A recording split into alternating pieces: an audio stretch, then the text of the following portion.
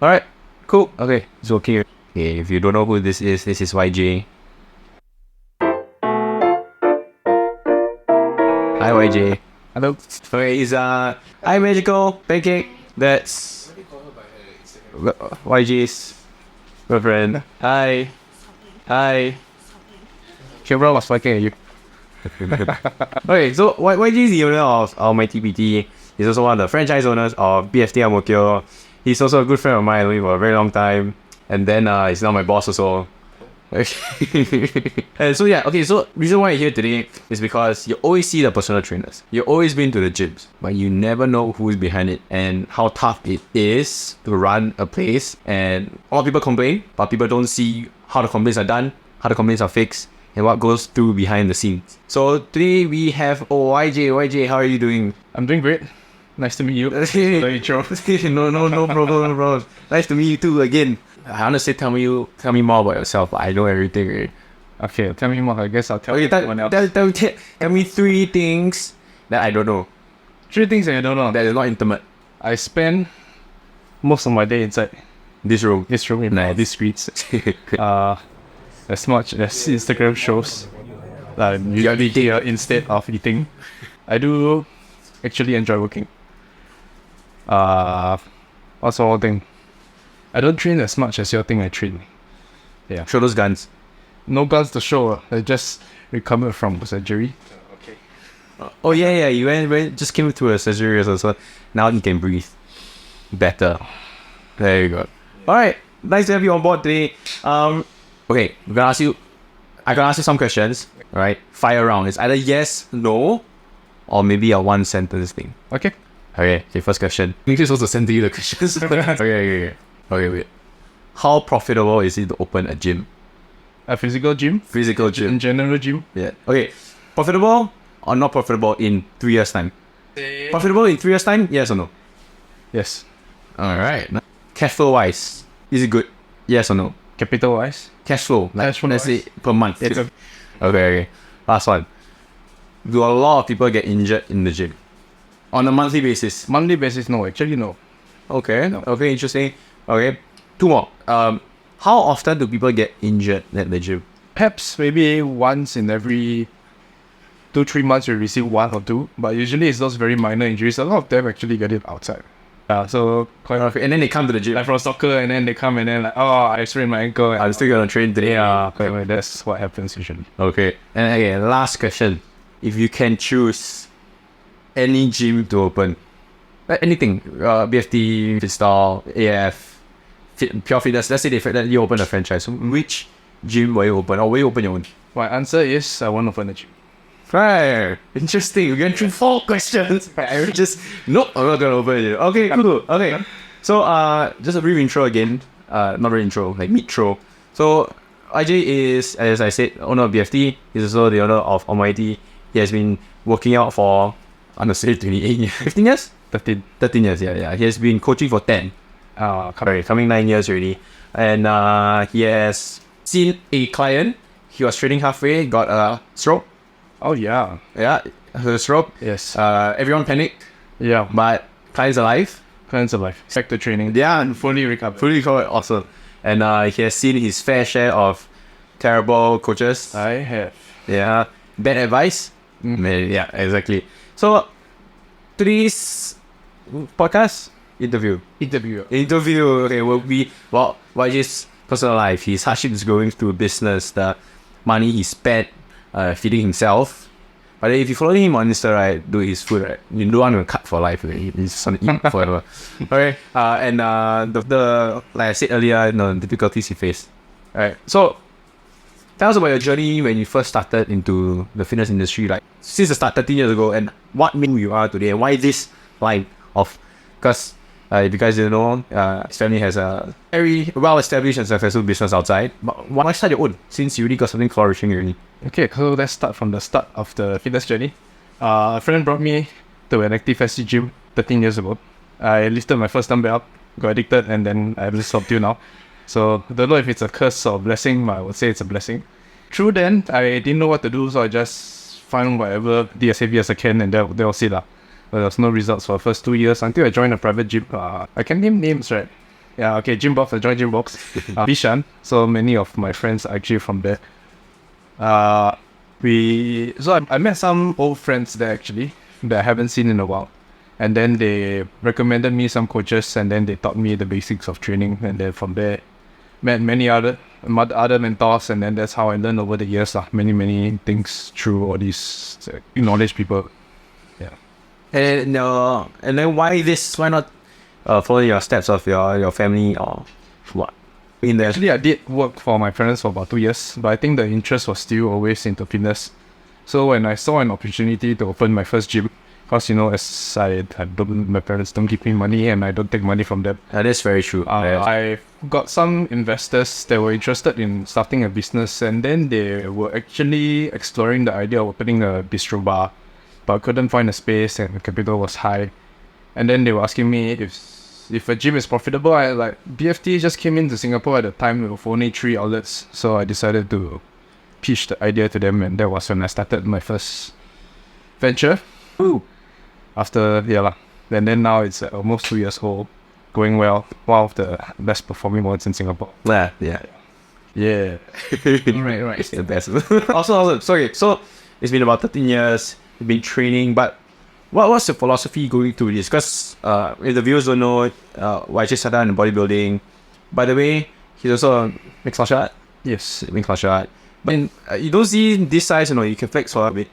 Come on, show us. This guy's so flexible, right? His feet can turn 180 degrees. The one when you see me in real life, I'll show you. Oh yeah, you see it in real life. Consultation. Oh yeah, there we go. From Pong ID. That one over there. Okay. So super flexible. He take me down a lot of times already. With another friend holding. Yeah. At least I got up, holding just right on there. But anyways, yeah, so with going through mixed martial arts, bodybuilding, going through nutrition, I think I'll put a picture of you. You sent me a picture of you shredded. I'll put it here. Alright. He went through a phase of cut, a super massive bulk. Now he's just enjoying life. What's your philosophy going through this whole thing? And what is the main thing that can impact a lot of people? Because there are people who focus on strength. People who just focus on hypertrophy. People say this is better and then the rest, but as we know, it's more nuanced than that. So what's the philosophy going forward? Find something that you really like, and then your diet will always be the same. No matter which sport you do, it's always roughly the same. Protein has to be high, watch your carbs, here and there, not too high, not too low, all that kind of things. And the most important is stay safe. Make sure you know what you're doing. If you're not sure, ask your friends who are more knowledgeable, or just hire a coach for a while just to learn. Because usually the good coaches will teach you instead of just guide you on the spot. They teach you things you would use for the rest of your life. So that's why expensive coaches. That one, man. I'm not too expensive. During which phase of your training throughout this 13 years did you actually hire a coach? Because when you're training for your bodybuilding case as well, you were already gymming for quite a while then, right? So do you feel like you still needed a coach, or which portion of your training phase do you think that would be a coach to go on from this? So this part is interesting. I was training about 4 years. I guess I was very hardworking. I just did not know as much as I thought I knew. And then there were coaches that were in the same gym who approached me to ask whether I wanted to compete. And then they will coach me for free, and in return, I'd be their testimonial. Yeah, so that's how I actually learned so much from all these coaches. I had 3 in total. But you can share. Okay, first one was this guy called Ray. I think a lot of people would know who Ray is, Ray and Sia. And then second was actually Ben Broughton. I think a lot of people also know. And third one was, we call him Big Zack. His name is Zack. Yeah.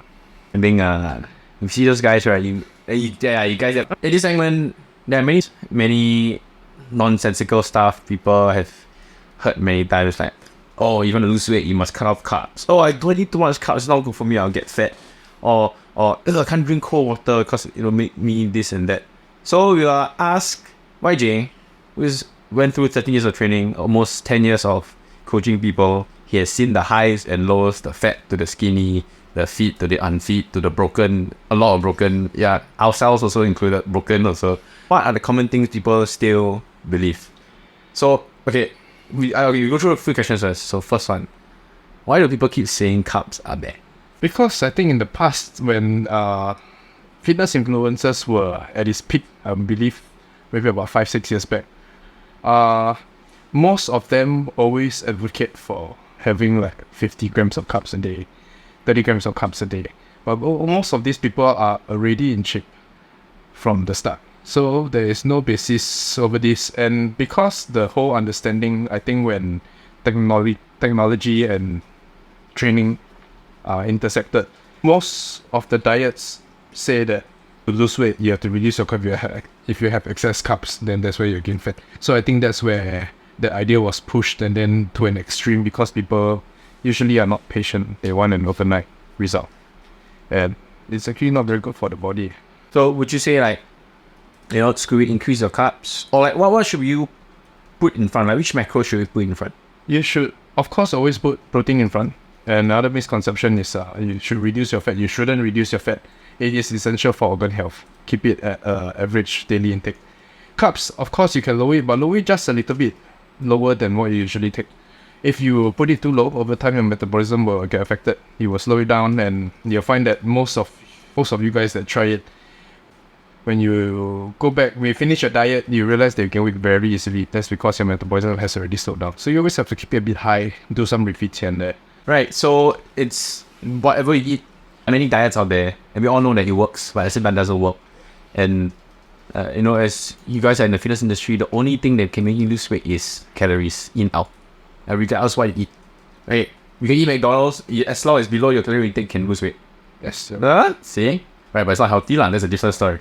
Yeah, okay, so very nice. Bridging on to the next question, right? So in that case, because you've been cutting and bulking so many times, right? How do you count calories without counting and then lose weight or maintain? Okay, so over the years, all of us should roughly know how much we need to maintain weight. Weight will not really go up, will not really go down. So based on that, you can subtract a bit of, for me, what I do, I just subtract a bit of carbs from 1 or 2 meals, and that's it. I will be able to get a gradual weight loss over time. But if I'm looking to actually do it a bit faster and get more quality, I would of course use an app and calculate my macros intake daily. But usually it's not to the finest number because your body won't recognize to the nearest 1 gram. It's usually a good, within a certain range would be ideal. For bulking wise, of course, just increase the carbs, increase everything in general. Just as long as you're eating enough, you'll see quality gains over time. So be consistent lah, basically. Just go through. Find something that's suited for you. If you find that you are feeling deprived, then it's not working for you. You won't work. And when you say subtract carbs, do you mean like subtract the amount or just take it out completely? Like, let's say you're having 3 meals, you take it out like for 2 meals, or each meal you reduce it by half? So what I do actually, I just subtract by about maybe 1/3 per 2 meals of the day, and my last meal will just be a normal meal. But I prefer the slope, but this will make the whole cutting process a bit slower, but it does not affect my life. So I still feel like I'm living a normal life, but I'm achieving results over time. Yeah, okay, so on top of that, like we always see like those influencers having this like really, really healthy lifestyle where they try to eat like broccoli, kale, rocket spinach, and they promote this like healthy smoothies and not skipping certain meals and then replacing them with smoothies or some fat burning kind of drink. What is your take on this? Would you advise against it? So obviously my answer is no. Advise against it. If you see rocket and kale and all these things, they're just vegetables, just fiber with a little bit more minerals. You can get that from your other foods as well. Whole foods is always the way to go. If you replace it with smoothies, then usually smoothies they digest very fast. You get hungry again, then you're gonna eat and end up eating more. A good way to see whether it's genuine or not, look at these influencers. Are they sponsored by these brands? If they are, they usually are getting something back. Right. Yeah, so if they are doing it on their own free will, that would mean something as well. That would mean that it's Sponsored by Optimal Nutrition. Yeah. Optimal Nutrition. The topic of protein and being sponsored by protein products would you recommend? Okay, I mean, don't need to be supplement, like anything in general. Yeah, like find something that with protein powder. I think the easiest thing for anyone, because I do understand that the pattern I see of over so many years is people find it hard to hit the protein count. So I think protein powders are the easiest way. Another easiest way is protein bars. A bit controversial because some of them have a bit of studies where it's actually not protein. But it's a good way to have a snack if you're like traveling and you don't have much time. Then you can just hop and the protein snack. Yeah. Right. No, yeah. I mean, I Should I tell it to myself? Okay, no, I just put my face on YJ's body. Just it's flex like a bit more. So actually, I read right, which makes sense because the whole point is okay. People say it's controversial because it might not be protein, or there might be too much sugar in the protein bar, and then for the price you're paying is quite expensive. I agree also, but you're not just gonna carry a piece of chicken breast everywhere you go, right? Like imagine in your pocket. Oh, I'm hungry. Let me go open the fridge and find a piece of chicken breast. Microwave. The microwave, disgusting, right? Okay. Paying for convenience. Yeah. Sorry, I didn't say it out to the guys in the back. They are paying for convenience. Yeah, exactly. They are paying for convenience, and nothing right or wrong, I guess. It's just whether you can fit in your schedule, your life, and your lifestyle. Yeah, which means, okay, again, very nicely brings to my next question, right? So, I know it's a blanket statement. It's going to be a blanket statement, and I know everyone is different, for different medical issues and different health journey, but for the busy Singaporeans out there, working 9 to 5 jobs, actually Singapore 9 to 6, right? Busy guys, looking to lose weight, what to do? Like what are the 3 things you can change right now to see a difference? Change your breakfast. And working out takes only like 45 minutes to get a very good workout. After work, 45 minutes, you're going to spend 45 minutes watching Netflix on your bed anyway, so might as well go and work out. Yeah, just these 2 things will be good enough to lose weight. That's all. Too lazy, I got no time. I go home, I need to do this, I need to do that, laundry. What can you do to make things, I guess, easier to slip into training or to a diet? What do you think? Yeah, Because 45 minutes for someone will say, like, if I finish work at 6 o'clock, right, and then I take an hour to travel home, right, and then that will be about 7 p.m. I still maybe I cater dinner an hour. That is about 2 hours for myself before I go to bed, or 2 to 3 hours. 45 minutes is about 1/3 of the remaining 2 to 3 hours. So what do you have to say to like the Singaporean that complains about having no time? So, okay, most HIIT workouts, effective ones, are only 10 to 15 minutes long. So that is, if you cannot squeeze 10 to 15 minutes, I think it's a bit, the word ridiculous is a bit strong, but that's the idea. Because most HIIT sessions aren't supposed to be more than 15 minutes anyway. So a good one should be about 15 minutes long. And that will most effective and fastest way to lose weight, actually. But of course, you will die out very fast. Yeah, I mean, you only have to do it 2 or 3 times a week. Yeah. You have to do it 2 or 3 every day. Yeah. The joints will. Then if you want to incorporate more things weekends, you can just incorporate one strength training. Okay. Alright, just a couple more important questions. Okay. So like, for Singaporeans again, cooking is tough. Right? I do understand some people be like, can meal prep, but I personally don't like to meal prep because I like my food fresh. I like just nice out for cooking, I could eat. So let's say meal prep's out of the way. My mom always complain when I cook because I never clean the place. Okay, by the way, I just say, first I clean, okay, but because they clean faster than me, so they say I never clean. But technically, I would have cleaned if they don't clean for me first. But what can you do instead? Like eating out. What would be a good option to choose eating out in Singapore and then kopitiams, hawker centers, coffee shops? What would you do? Okay, as I think most commonly suggested by everyone, including myself, the economical rice is great because you get to choose what is put on your plate. You can get mostly your proteins, have some veggies, choose the less greasier options. With that, still the Western food option is because your mains is the protein, which is already a win. And then there is the chicken rice option. But I know that most people don't like white rice with their chicken rice. So you still can get away with chicken rice. It's still better than everything else because you're still hitting a protein either way. Then, in that case, like, now the Nutri-Grade and everything, right? Should we follow and adhere to the Nutri-Grade?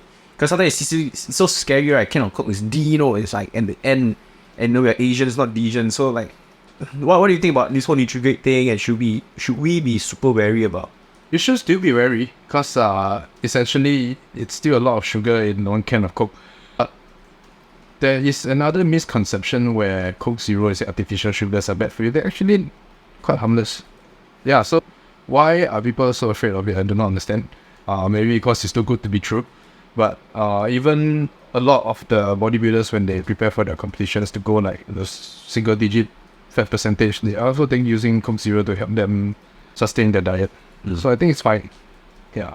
Stevia is plant-based. You can use that for your jokes as well. Yeah. Okay, I got a last question before we move on to the last segment. When it comes to training, I personally also realize that sometimes people say they're tired, but they're not actually tired. You know what I mean? Like when we say train to failure, leave 2 to 3 reps in the tank, right? YJ and I know that 2 to 3 reps is really 2 to 3 reps. So some people just feel that maybe it's 2 to 3 reps, but they can go like 10 more. Right? So to these people, I always tell my friends as well, like grinding through a set or through a rep is a skill you need to learn. But for those who just take the gym as leisure and to pass time and to just get fit, what can you do if you don't want to go crazy to failure, but you still can improve along the way? The thing you can do if you are afraid to go to failure is to go for volume. Means you can either do more sets of the exercise, or you can just do more reps of the exercise. But try to keep the weight consistent. And over time, if you see that you're noticing that you are still using the same weight like after 1 month, 2 months, you can just do an increase. No matter how you feel, just increase it by a bit and then follow through. You will find that the results will follow. Yeah. Well, to be really honest, I think that's the best program for most people. Because I mean, we all have our own program to what to train, what kind of volume to train, and all that 3 sets. How many should I do? But yeah, I think if you hit the right volume over a period of a few months, most people I think can hit it. Alright, cool. Alright. Before we continue again, quick fire rounds of few questions. That'd be yes and no. Okay, you know what? Let's do short answer questions. Okay, short answer question. Okay. How do you stay motivated and disciplined in your own fitness routine for 13 years? And if not, how the hell are you still doing it for 13 years? I just want to look good. And my job requires me to look a certain way. If not, I won't be very trustable. So, until the day you die? I guess. Or you still can move lah. Yes. Okay. That's the thing. And you know that Almighty personal training has been up for a year, about a year, half a year? Almost a year. Right. So, can you share some of motivational stories or success stories and why you guys do it? Because don't get me wrong, I know there are many personal trainers out there. Just like any industry, it's always saturated. It's how you stand apart. So like, how did Almighty stand apart and became where it is today? Okay, so the thing we do differently is we don't actually own a gym, but because there are a lot of gyms around Singapore, so we make use of them to conduct our sessions. That's the convenience part for the clients, and we provide all kinds of different guides. We streamline all the processes to make it convenient as possible. Like even simple things like if you want to cook but you don't know how to cook, we are sending you recipes written by a master chef in Singapore, and we actually have a preloaded cart where you just have to click on a link and then your cart or red mark will be loaded with all the ingredients needed for a recipe, and you can just deliver it to your house. Yes, so that's boys there. Yeah, right. So, and then we know the industry has evolved so much, right? You can see it's all about convenience. People pay for convenience in this, and I'm sure everybody knows how to work out, but not everyone knows the correct form, technique, but especially the right mentality to work out. Like, so, like, what are the changes you see over so many years about the industry, the trends and things like that, and how you and Almighty did it, combat it, like to stay relevant? So we do have a mix of. We used to do a mix of online and physical coaching, where over 30 days we do just 2 physical coaching at the start and then the rest online. But we find that it's a bit hard to keep clients accountable and engaged. So we actually have remodeled it recently to give more physical training through just for 10 days. Yeah, and most of the time the clients, they don't take away enough from this session to find it valuable enough to pay a trainer. So the things we teach our trainers is to actually teach them things that they can use throughout their entire life, or even after 14 days with us, if they learn how to train on their own, then we are happy because we have changed someone's life. So in that case, there are most probably a lot of fitness entrepreneurs or people who do PT, right? And you and I know that a lot of PTs out there is, I don't want to say, but not applicable to the job yet. Yes. Right? Like experience is one thing, because they can't change themselves. How are they going to change other people? Is this a thing? But for those who are on the journey to become like you guys, like what advice would you give to someone who want to start their own personal training business? Because you have been through hurdles, so what is your big tip? One say is to go and work for a gym. Because when you work for a gym, there will be trainers that will be more experienced than you. Then that's where you learn. Then go and make friends with more other trainers. Go and do your readings. The readings are very important as well. Because even up to now, most trainers still don't have a very good knowledge on nutrition and stuff. So go and read, go and watch podcasts, go and watch videos. if you're on here, then that's already the first step. Hey, thank you. Oh, that was so smooth. So, okay, awesome. So if that's it, right? You were saying just now you don't have a master chef and how you can click everything into the basket, right? So like in the nutrition aspect of the business, how do you keep clients to develop long, sustainable habits after maybe the training with the coaches or maybe after with you in total? How do you make sure that So the most important thing is to ask them why they actually start. If it's weight loss, fine, but usually there are things that we need to remind them that if you're unfit, do you still want to play with your grandkids next time when you're older? Or do you want to, at least show gain the respect of your peers when you show them you actually can lose weight than to just say that I'm going to go on a diet, then end up not going on a diet. So it's all these kind of small things that we realize from people that is their true reason. Everyone wants to lose weight, but there's a reason for losing weight. So we have to dig deeper to understand and then work with them on that. Then the direction will be clearer. right? Because a lot of times when it comes to that's why it's called personal training. You can't just one size fit all. Correct. Everything. So like We basically become your friend. right, yeah. Because like they're always like, oh, do this workout and then you get shredded for the summer, or like eat this and you get this. Too easy, right? And for what? If you're gonna go back to being at an unhealthy weight again, not everyone will be, but if you're going to go back on unhealthy weight again, then there's most cases of death are due to obesity and being at an unhealthy weight. So I think that's a very important thing to maintain long term. Even if you just want to train one time a week with your trainer, is better than nothing. Like I also realized that sometimes it's easy to go on a diet for a few weeks, but you can. That's not good, by the way. YJ's dog. I can't pan the camera here, but I'm just gonna imagine French bulldog. I'm gonna put it right here. It's a very naughty dog. So it's called Nugget. He slams his nose in the wall or something. So, nutrition, it's hard sometimes for some people to cut off the McDonald's, to cut off the alcohol, or the hype. To be honest, right, to not cut off like you're rich, that's not a problem for you. It's a good problem you're having. People have different addictions, people have different habits. I know it's hard to just say one liner to say do this and then you get that result. Or what's the philosophy you would embody for people who have all these habits, bad habits and addiction when it comes to bad dieting, bad eating habits? You can't do it overnight. Make small changes, even if it's as easy as just getting rid of one simple ingredient from one meal of the day. That's good enough. And over time, when let's say you make one change over 1 month, in 1 year, you make 12 changes. So that's a big thing. Right. So take it slow. It's just like working out or going for walks. I just tell people, like my friends, if you want to start your weight loss, just go for a 15-minute walk one time a week. You can commit to that, then you're on the go. Right. Alright, last question. Whoever interested, how can your viewers or potential clients connect with your business and learn more about the services you offer? Now, how can they find you? You can go to Instagram, almighty_pt. Just gonna and then I'm gonna can I zoom? Too much. A bit now. Right. Wait, back to YE. Yeah. And then there's a link to our website as well. Then there's all our services are there. If you want to learn to lose weight, just a consult. I can do it for free. I will teach you how to do it. And then we have guides also. We actually recently wrote a guide on how this lady lost 3 not 3 kilos in 3 days, 3 kilos in 14 days, and step by step how we did it with her. Yeah, we are giving that out for free actually, and a lot of other freebies, some nutrition guides and stuff, so you can learn more. Reason for this is just we want people to be healthier in general.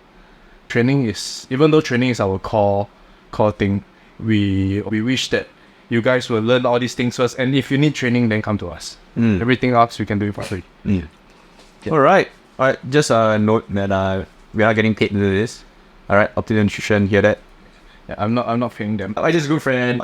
Because sometimes if this guy fresh face, yeah. Fresh face. So there are many advice when it comes to training, right? And they're all right and all wrong. Because he has to fit that person. And that's why that exists. And that's why this guy is here. Alright, so if you guys love our shit, let us know. If you don't like our shit, let us know. But check it out soon. I'll see you guys in the next one.